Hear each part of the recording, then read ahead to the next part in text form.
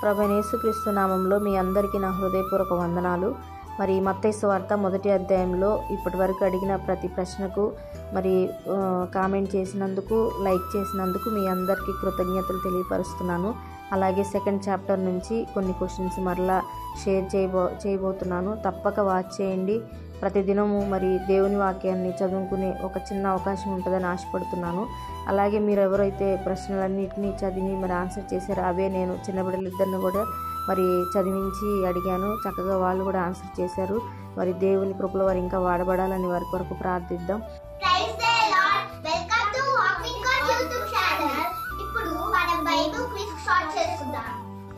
బోయాజు రూతునందు ఎవరిని కనెను?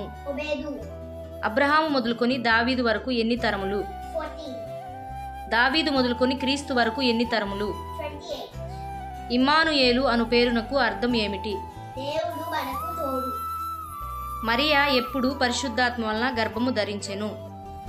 పెళ్ళైన తరువాత, పెళ్లికి ముందు, ప్రధానము తర్వాత, ప్రధానానికి ముందు. Very good. యేసు అను శబ్దమునకు అర్థం ఏమిటి?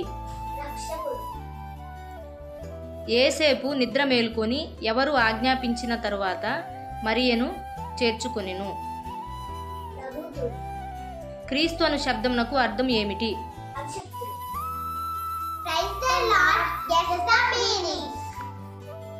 శారా, మోషే, నోవాహు, యాకోబు, నయోమి, పేతురు, Abraham, Esau, Immanuel.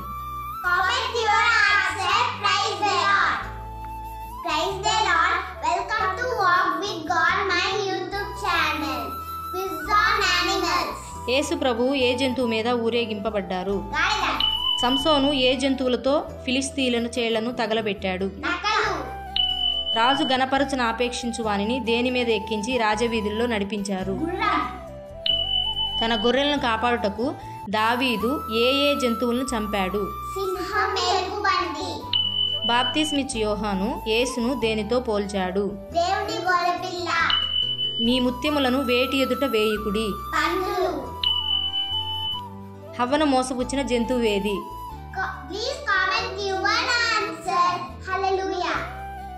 Praise the Lord. Guess the Bible book name. నేను ఒక లెటర్ చెప్తాను, ఆ లెటర్ని బట్టి అదేం బుక్ చెప్పాలి. ఆ, మా, జా, ఏ, గా,